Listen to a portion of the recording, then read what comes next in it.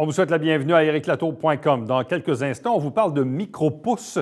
Des entrepreneurs qui sont dans la région, ici à Mont-Saint-Grégoire, se sont lancés dans le domaine avec leur entreprise. C'est fort intéressant. Mais d'abord, ça fait 2 ans qu'on ne l'a pas reçue ici même sur le plateau de l'émission. Elle donnait une conférence devant les travailleurs autonomes et je parle ici de la médaillée paralympique en natation, Aurélie Rivard.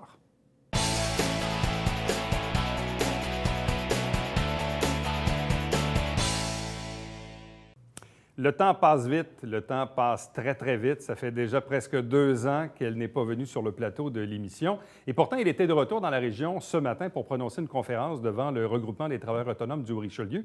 Et je parle ici de la médaillée paralympique Aurélie Rivard. Bonsoir et bienvenue. Bien, merci, bonsoir. Et elle est toujours médaillée, toujours en natation. Toujours, oui. Toujours aux études et toujours en compétition. Oui, finalement, il n'y a pas grand-chose qui change en 2 ans. Mais qu'est-ce qui a changé en 2 ans? En fait, dit de même, il s'avère que rien n'a changé, mais beaucoup de mouvements dans ma vie. En fait, j'ai déménagé, j'ai changé de club, j'ai changé de coach. Je suis rentrée à l'université. Donc, 2017 a été assez mouvementé. Moi qui aime la stabilité, j'ai pas été servie, mais oui, là, ça va bien dans ma nouvelle vie. Bon.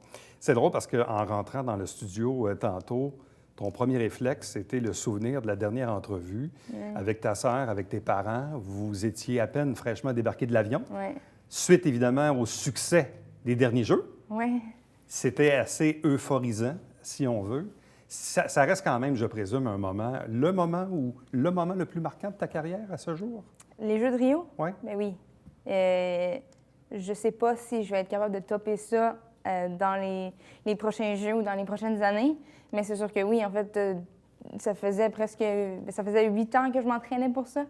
Mes objectifs étaient très précis puis étaient très difficiles. Puis je les ai tous atteints. Donc, ça a été tellement satisfaisant pour moi. Puis tellement une belle expérience à vivre avec ma famille aussi. Donc, c'est sûr que ça a été, à date, le top de ma carrière et de ma vie. Dans quel contexte on t'a appelé à être conférencière ce matin au déjeuner des travailleurs autonomes? Bien, en fait, les responsables ont contacté ma sœur pensant que c'était mon agent. Donc, c'est ma sœur, en fait, qui m'a transféré ça. Puis j'ai appris ce matin, en fait, que ça faisait 2 ans qu'ils essayaient de m'avoir. Je ne savais même pas. Moi, j'en ai entendu parler en septembre environ. Donc, c'est ça. Je pense qu'il avait vu des similitudes dans le parcours que j'ai eu en tant qu'athlète et le fait d'être un travailleur autonome. Il faut, à quelque part, les mêmes caractéristiques, les mêmes qualités. C'est un peu les mêmes trucs de persévérance et tout, là, confiance en soi, des trucs comme ça. Donc, je pense que... Puis en plus, je viens de la région, fait que je pense qu'il était emballé par ça. Qu'est-ce que tu leur as raconté? En fait, j'ai raconté mon parcours. C'est sûr que j'ai misé sur la persévérance et tout, là, le travail que j'ai dû faire dans ma vie pour me rendre où je me suis rendue. Donc, c'est ça, j'ai parlé de ça à travers les épreuves que j'ai vécues. Je n'ai vraiment pas eu facile, moi, quand j'étais plus jeune. J'ai eu tellement d'occasions d'abandonner, donc c'est un peu ça que j'ai partagé. Puis, en même temps, d'envoyer des beaux messages inspirants. Je pense qu'ils ont aimé ça. Je pense que ça a été un succès. Qu'est-ce qui a été difficile dans ton parcours? Parce que ces dernières années, à chaque fois qu'on s'est parlé, qu'on s'est vu, c'était toujours pour un succès, une médaille, un record du monde. Ouais. Donc, on est toujours dans du ultra positif. Mais souvent, ce que ça cache, c'est tout le travail, c'est les échecs parfois, c'est les moments difficiles. C'est pas quelque chose que tu as souvent parlé nécessairement. Bien, pas tant que ça en télévision, surtout pas ici, parce que justement, quand je viens, c'est pour parler de mes succès, de mes titres d'athlète de l'année puis tout. Mais non, en fait, il y en a beaucoup, mais spécifiquement, quand ma carrière commençait, quand j'avais encore tout le potentiel devant moi, j'avais des troubles d'anxiété très sévères, je faisais des crises de panique, j'avais un trouble alimentaire, puis je me faisais intimider à l'école. Fait que tout ça en même temps, c'est super. C'était les pires années de ma vie, puis ça m'a, en fait, ça a été un peu le pilier dans ma vie en général, ça m'a transformée en tant que personne. Et c'est la raison pour laquelle je suis l'athlète que je suis aujourd'hui, parce que au début, c'est pour prouver aux élèves de ma classe qui m'intimidaient que j'étais meilleure qu'eux autres, puis que j'étais capable tu sais, de rivaliser avec eux. Donc, ça a été ça la source de mon feu intérieur pour devenir une athlète. Est-ce que la natation t'a un peu, j'aime pas le terme sauvé, mais je sais pas, est-ce que la natation, ça a été un peu un effet... Le sport de haut niveau, on peut dire, m'a un peu sauvée avec le support de ma famille. Les deux combinés, en fait, m'ont sorti de tout ça parce que j'avais aucune estime de moi-même, aucune confiance en moi. Et en plus, on me disait que j'allais jamais rien accomplir dans la vie. À 13-14 ans, c'est très difficile pour une petite fille, déjà qui est différente physiquement. Puis, j'étais pas vraiment équipée pour dealer avec ces choses-là. Donc, ça a été vraiment, vraiment difficile. Mais j'avais aussi une phobie de sortir de ma zone de confort, en fait, d'affronter les gens, d'affronter les défis. C'est un peu ça, l'anxiété. Et puis, la natation me forçait à faire ça à tous les jours, de faire des trucs que je pensais pas capable, de me rendre à des niveaux que je ne pensais pas capable. Et je le faisais, je le réussissais. Et donc, ça m'a prouvé à moi-même que finalement, j'étais capable.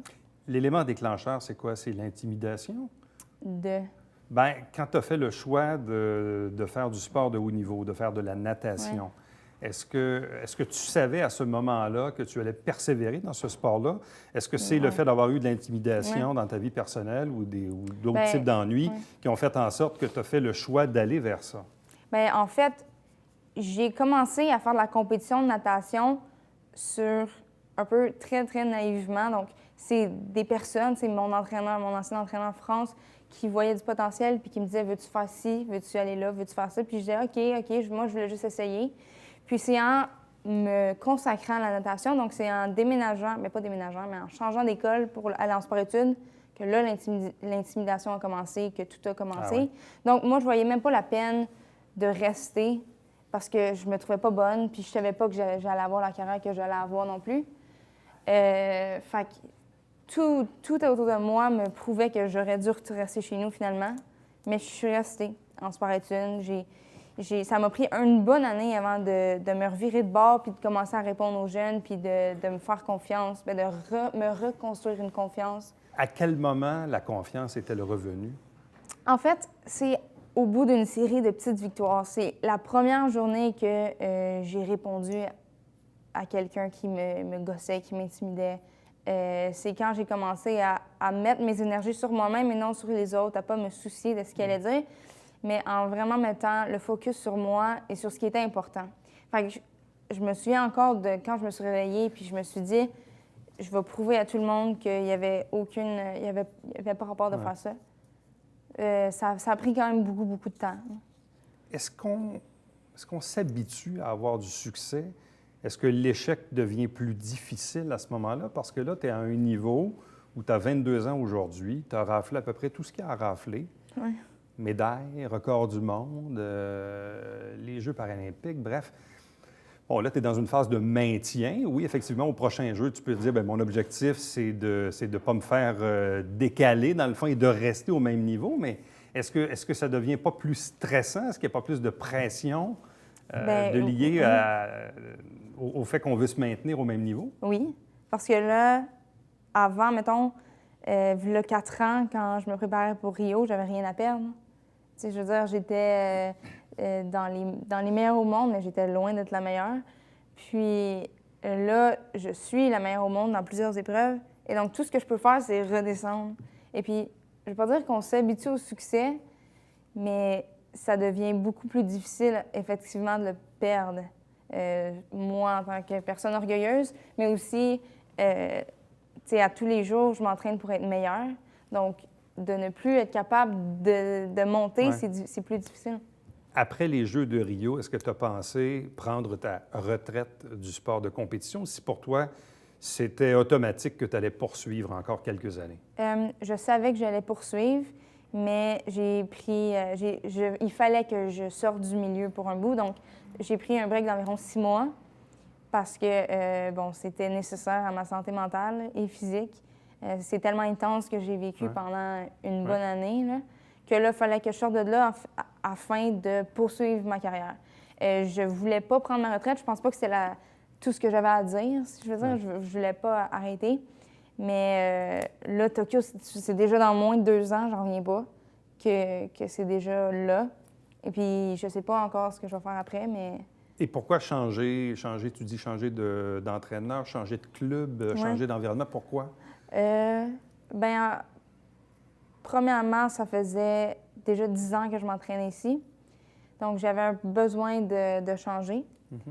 Ça devient redondant aussi, la natation, puis toujours faire la même chose le même jour, tu sais. Fait que j'avais besoin d'aller ailleurs. Puis aussi, je voulais être dans des installations de niveau plus olympique. Malheureusement, on ne les a pas à Saint-Jean, sinon je serais restée. Donc, c'est au Stade de Montréal. Oui, au Stade de Montréal. Et puis aussi, de toute façon, je savais que j'allais rentrer à l'université dans les 2 prochaines années. Donc, je ne voulais pas changer de coach 2 ans avant les Jeux de Tokyo. S'il y avait un moment à le faire, c'était là. Donc, tout est arrivé en même temps, en fait. J'ai déménagé aussi à Montréal. Donc, c'est ça. C'était vraiment juste pour essayer d'avoir des nouvelles installations, un nouveau chez moi, si je peux dire. Bon. Et là, tu étudies dans quel domaine? En fait, à cause des Jeux, j'ai jamais eu le temps de finir mon deck. Fait que je suis à l'université, mais je dois compléter une année de transition. Comme si je venais d'un autre pays, puis je venais étudier au Québec, un peu. C'est un peu ça, comme ça que je me fais traiter. Puis, c'est ça, c'est 1 an, puis après ça, je peux accéder Et c'est quoi tes ambitions? Pour les... Je peux même pas te répondre. Je suis encore en recherche, honnêtement. Parce que ça fait tellement longtemps que tout est alentour de la natation que là, on dirait que je réalise qu'il y a une fin à cette affaire-là. Fait que... Tu commences à le réaliser. Je commence à le réaliser. Fait que là, c'est ça. Je prends vraiment mon temps dans cette année-là. En fait, ça me permet de me réaligner puis ce que je veux vraiment faire. C'est sûr qu'à l'extérieur, bon, j'ai des petits contrats médiatiques. Ça, j'aime beaucoup ça. Puis j'ai d'autres champs d'intérêt, mais je suis pas sûre à 100 %. OK. Ça pourrait être dans quelque chose de plus mathématique, de plus sciences humaines? Peut-être pas mathématiques ni sciences. Non, plus de l'autre côté? Oui. Peut-être plus sciences humaines, mais on verra. Honnêtement, on verra. OK. Et là, donc, tu es... parfois, on parle de transition travail-famille, mais toi, c'est transition études et sports, c'est ça un peu? Oui. C'est ça ta vie, là? Oui. C'est de l'entraînement, puis des études, de l'entraînement, puis des études. Bien, c'est ça. J'habite au stade olympique, sinon je m'en vais directement à l'école. Puis après ça, je retourne au stade olympique, puis des fois, j'ai une coupe d'heure chez nous. Es-tu heureuse de la femme que tu es devenue aujourd'hui? Très. En fait, si je repense, je trouve que ce que j'ai vécu en 10 ans, c'est plus que la majorité des gens en 50. Donc, puis ça a tellement été de up and down, puis aussi de la personne que j'étais et la personne que je suis devenue grâce à la natation et grâce aux épreuves que j'ai eues. Puis je trouve que c'est un des plus bels accomplissements parallèlement à mes médailles. Et sur quelle note as-tu conclu ta conférence ce matin devant les travailleurs autonomes? Bien, oh mon Dieu, c'était sur un message inspirant. Là. Je me rappelle pas exactement, mais c'était vraiment juste de se faire confiance, en fait. De ne pas laisser personne se mettre entre toi et ce que tu veux. Ça vaut pas la peine de gaspiller l'énergie sur les autres. Ils te connaissent même pas, puis ils savent même pas ce que tu veux. Fait que je pense que c'est là-dessus que j'ai terminé. Il y avait tellement de questions, honnêtement, c'est vraiment agréable. Donc, c'est ça. Donc, tu les as inspirés, tu nous inspires tous. Merci beaucoup. Bien, merci. Fait que attention à toi, puis longue route encore. Merci beaucoup.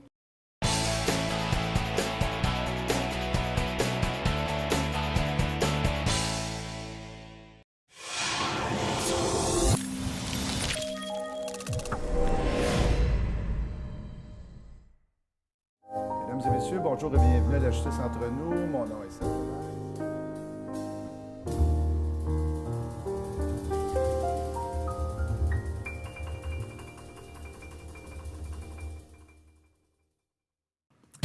Salut, ici Alexandre Baudouin. Et François Trépanier. François, cette semaine à Sport Express, on parle d'hockey élite. Oui, avec Jean-François Barry et Serge Brousseau qui sont avec nous. Oui, monsieur. Et à la toute fin, des beaux petits cadeaux de Noël Oui, également, merci, grâce Barry. de Jean-François.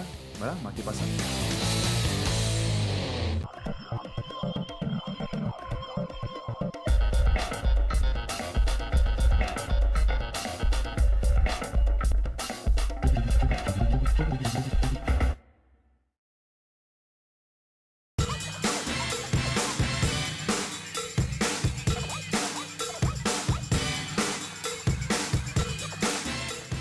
Dimanche, 9h30, Télé Bingo. On vous attend.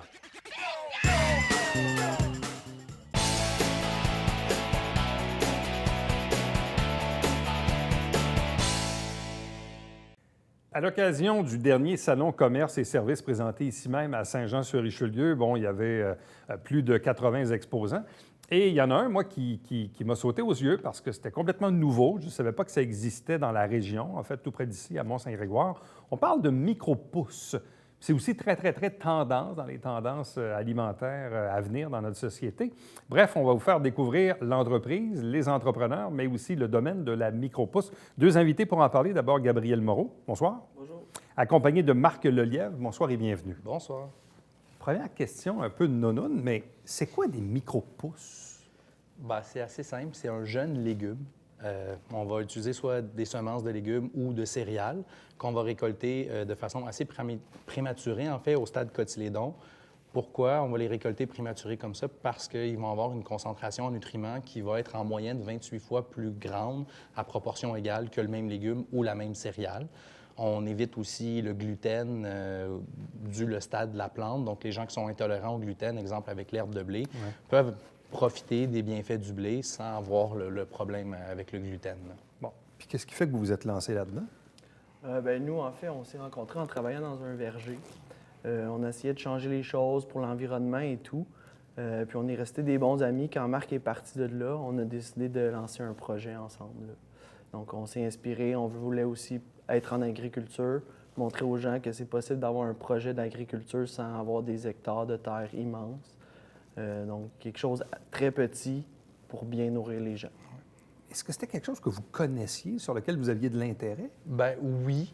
Moi, j'en consommais déjà, petite production comme ça. Puis, bon, j'ai ma conjointe aussi qui est dans le domaine du maraîchage, biologique, tout ça. Okay. Et là, ben, c'est quelque chose qui faisait partie de.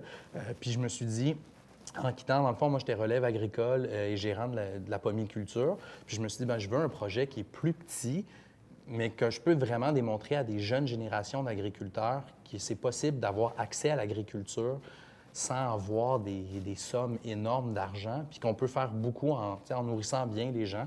Puis là, en cherchant, on est tombé sur la micro-pousse, puis on s'est dit, bon, mais c'est déjà un peu trendy, c'est le super aliment, les restaurateurs en ont besoin, puis c'est quelque chose qui a un cycle en moyenne de 7 à 10 jours de production. Donc, du moment où on va le semer au moment où on va le récolter.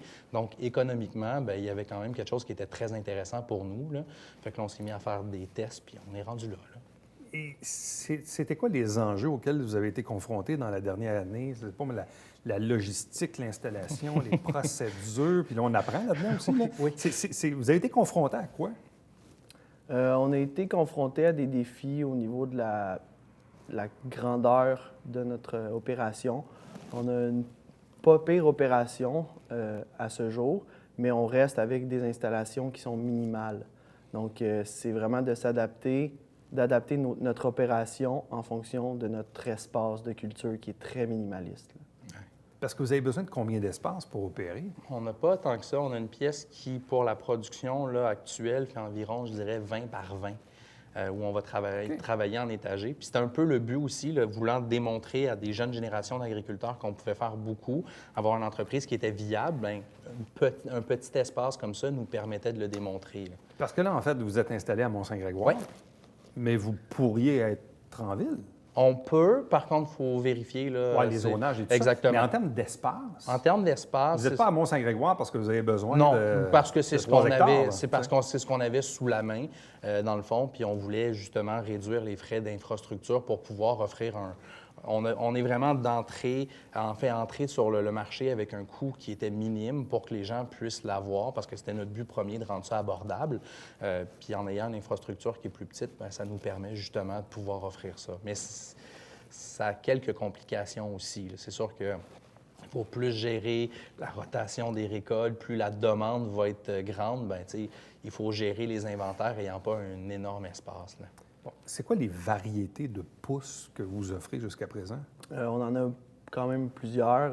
On a du tournesol, le pois, le maïs, sarrasin, du cresson, de la roquette, de l'amarante. La betterave, du basilic. On a 2 types de moutarde, 3 types de radis. On a quelques fleurs comestibles aussi qu'on produit, puis des petits trucs qu'on garde un peu secrets parce qu'on a ouvert un peu la porte au domaine aux gens, puis on se garde on va être honnête, on se garde des petits secrets. Est-ce qu'il y a de la compétition là-dedans? Est-ce qu'il y a des joueurs un peu comme vous qui poussent, pour faire un jeu de mots, là, mais qui poussent ailleurs au Québec, au Canada? Bien oui, quand même. Il y a des gros joueurs de l'industrie. Il y a des gens que ça fait près de 20 ans qui font ça, là.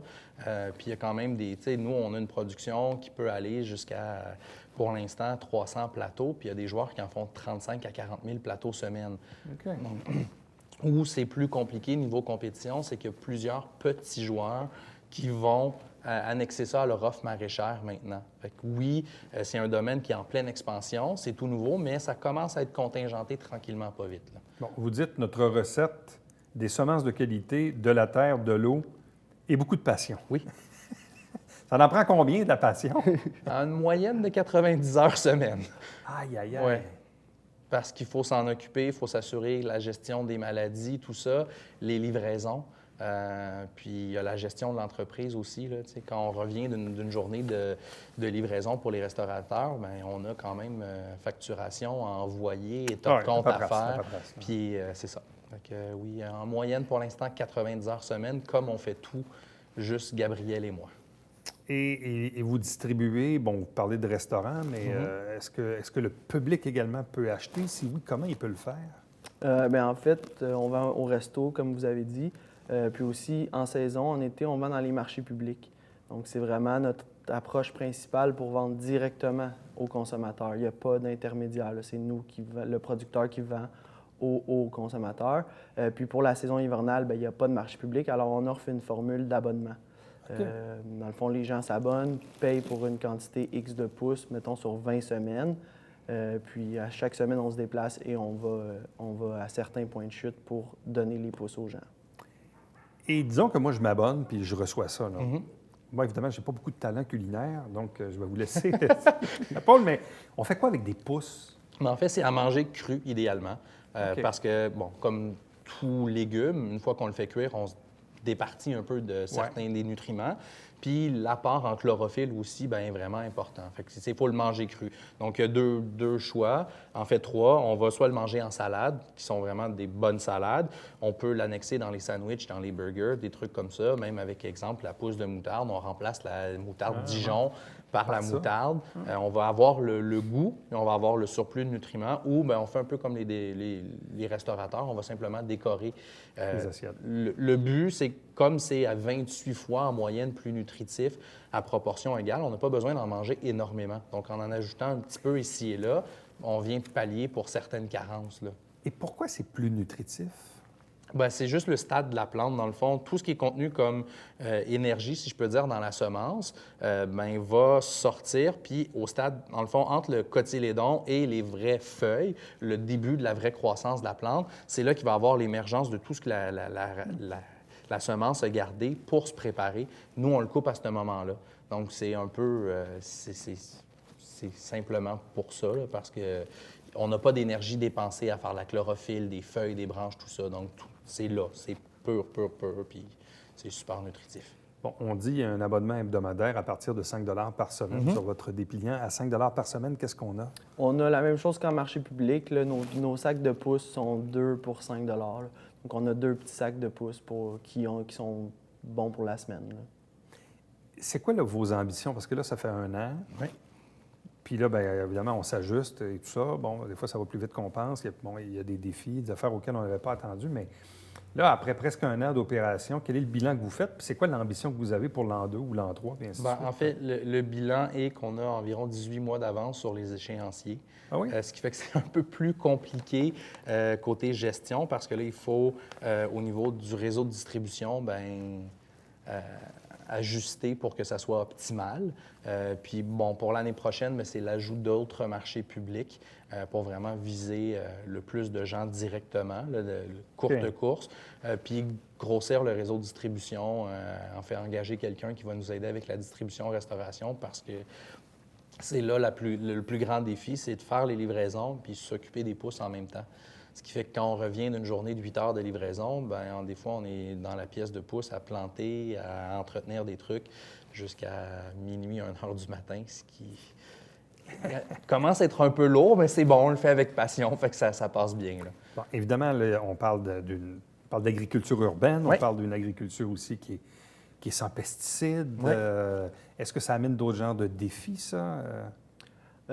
Étant donné que c'est très rapide, OK, on parle de 7 à 10 jours, c'est pas vraiment des défis, là. La plante pousse. OK. Il y a certains problèmes, mais on est capable d'ajuster assez rapidement là, avec Donc, il des n'y a pas trop de techniques. maladies qui Non, est pas- problématique. Non, tant au niveau des ravageurs que les maladies n'ont pas le temps de s'installer si il y a une ventilation, un taux d'humidité, une température qui est contrôlée. Puis vraiment, la population de semis à l'intérieur des plateaux, ben, tu sais, c'est vraiment très précis. On doit peser les semences de façon très précise pour chacun des plateaux. Là. Est-ce qu'il n'y a pas aussi un défi un peu pédagogique, éducatif Oui. par rapport à ça? Parce que, bon, les gens découvrent et c'est comme un nouveau produit. Hein, Oui. il faut s'y adapter. Donc, comment on fait pour expliquer ça aux gens? Bien, c'est sûr que le but premier de faire le marché public, c'était un peu ça, parce que nous, c'était de le rendre accessible. Donc, il y a 2 volets à l'accessibilité. Le coût, les gens vont aller. Puis, il y a le volet information aussi. Donc, le fait que c'est nous qui faisons les marchés publics, mais on peut se permettre de donner cette information-là aux gens. Moi, j'ai quand même un passé où j'ai fait beaucoup de conférences, c'était plus sur les animaux aussi auprès des jeunes. Gabriel, les jeunes enseignants, au niveau primaire. Fait que c'est sûr qu'au niveau éducatif, ben oui, il y a des trucs à venir, là. Et pourquoi vous avez appelé ça microfora? Bien, le nom sonnait bien, puis en fait, microfora, c'est un latin pour dire micro-intérieur. Donc, comme on fait de la micropousse en petits bâtiments intérieurs, bien, on trouvait que ça allait bien, puis c'est catchy à l'oreille quand même. Ça reste mieux que certains autres noms qu'on a déjà entendus dans le domaine. Quand les gens vous disent « Ouais, tu fais quoi dans la vie? Ah, je travaille dans les micropousses. » Ils Ouais. vous disent quoi? Vous leur répondez quoi? Ben, on parle principalement d'agriculture. Tu sais, je leur dis, j'ai un petit projet d'agriculture. On cultive des micro-pousses. On veut mieux nourrir les gens. Donc, on essaie de faire connaître le produit. Bien, à vous deux, merci beaucoup. Merci. Puis, bonne Merci chance pour la infiniment. suite. Merci. Restez avec nous. Au retour, on vous présente le Babière quotidien.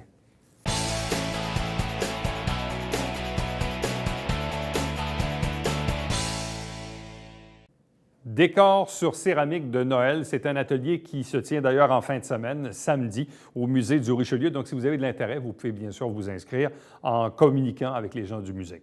Chaque semaine, on vous présente des extraits des travaux du Conseil de ville via l'émission Saint-Jean-sur-Richelieu. Et chaque dimanche matin, 9h30, en direct, c'est le Télé-Bingo. 4 000 $ en prix. 30 dépositaires dans la région pour acheter vos livrets. Et puis, entre-temps, pour me joindre par courriel, Éric Latour en un mot à commercial, tvhr9.com. À demain. Bye-bye.